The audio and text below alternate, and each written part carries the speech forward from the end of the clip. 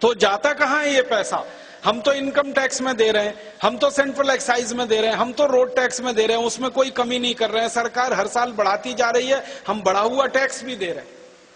अप्रत्यक्ष कर, indirect taxes इतने बढ़ाए हैं सरकार ने जो दुनिया के किसी देश में नहीं बढ़े होंगे। वो सब बढ़ा हुआ टैक्स का पैसा हम दे रहे हैं, कभी हमने कमी नहीं की। लेकिन वो पैसा जा कहां रहा है? विकास तो हो नहीं रहा है। आजादी के 62-63 साल के बाद भी 2.5 लाख गांवों में पीने का पानी नहीं है। 21 करोड़ परिवार हैं इस देश के, गांव में रहते हैं, उनमें से सिर्फ 7 करोड़ परिवारों को पीने का पानी है। 14 करोड़ को तो पीने का पानी नहीं है। 3 लाख गांव में चलने की सड़क नहीं है। 2.5 से पौने 3 लाख गांव में बिजली नहीं है इस देश में। उद्योग नहीं है, व्यापार नहीं है, गांव उजड़ रहे हैं, लोग भागकर शहर में आ रहे हैं। और शहर में आकर क्या जीवन बिता रहे हैं? जो गांव में रहने वाले बेरोजगार लोग थे वो शहर में आकर नौकरी की तलाश में झुग्गी झोंपड़ियों में अपना जीवन बिता रहे हैं।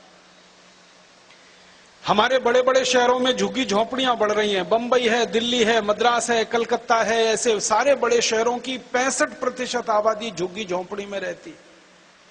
65%। आधे से ज्यादा शहर हमारा फुटपाथों पर सोता है, झुग्गी झोंपड़ियों में सोता है।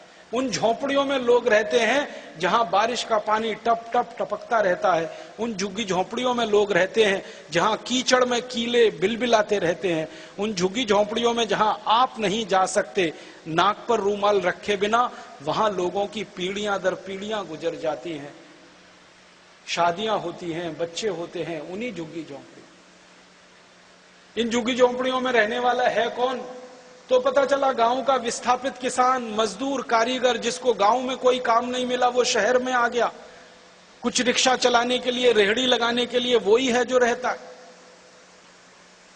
और आजादी के बाद इसकी संख्या लगातार बढ़ रही है, कम नहीं हो रही है। इसका माने विकास कहां हो रहा है? मैंने तो देखा है कि आजादी के 62-63 साल में विकास अगर हुआ है तो नेता और अधिकारियों के घरों में हुआ है, उनके परिवारों में हुआ है, देश में नहीं हुआ। मैंने हिंदुस्तान के कुछ नेता और अधिकारियों की जन्म कुंडली बनाई है। जन्म कुंडली से मतलब वो नहीं हॉरोस्कोप जो ज्योतिषी बनाते हैं, मुझे नहीं आता ज्योतिष ज्ञान। मैंने तो दूसरी जन्म कुंडली बनाई है, वो ये कि ये व्यक्ति नेता बनने से पहले इसके घर में क्या था और नेता होने के बाद क्या हो गया। अधिकारी का इस पद पर आने से पहले कितना धन संपत्ति था, होने के बाद क्या हो गया। अभी तक लगभग 420 नेताओं की जन्म कुंडली तैयार हुई है। अब ये संख्या ही ऐसी है तो मैं करूं क्या उसका। लगभग 420 नेताओं की जन्म कुंडली तैयार हुई है। एक एक नेता की एक छोटी सी जानकारी देना चाहता हूं, वो ये 20 साल पहले किसी के पास भी टूटी साइकिल नहीं थी घर में, और इतने पैसे नहीं थे कि वो चाय पी सकें अपने जेब से पैसे निकालकर। और आज 20 साल के बाद एक एक के पास 20,000 करोड़ से ज्यादा की संपत्ति। मैं बिना नाम लिए कहना चाहता हूं आपको, आप सब होशियार हैं, तुरंत समझ जाएंगे। महाराष्ट्र में एक नेता है जिसके पास 20 साल पहले फूटी कौड़ी नहीं थी। अगर पुणे से बंबई आना हो तो बस का किराया नहीं था उस नेता के पास। आज उस नेता के पास बंबई से पूना के बीच की हजारों एकड़ और लाखों एकड़ जमीन है, अकेले एक नेता के पास। अकेले एक नेता के पास हजारों लाखों एकड़ जमीन एक व्यक्ति के पास।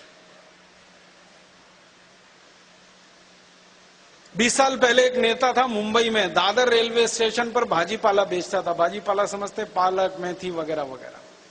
आज उसकी संपत्ति खाली मुंबई में 28,000 करोड़ की है, सिर्फ मुंबई। 20 साल पहले एक नेता था नासिक में जो सिनेमा का टिकट ब्लैक किया करता था। आज उसकी प्रॉपर्टी 22,000 करोड़ की है महाराष्ट्र। सभी राज्यों में नेताओं का यह हाल। मेरा जन्म उत्तर प्रदेश का है। वहां थोड़े दिन पहले एक अधिकारी पकड़ा गया, सीबीआई के चंगुल में आया, जो उत्तर प्रदेश सरकार का चीफ सेक्रेटरी रह चुका है, अखंड प्रताप सिंह।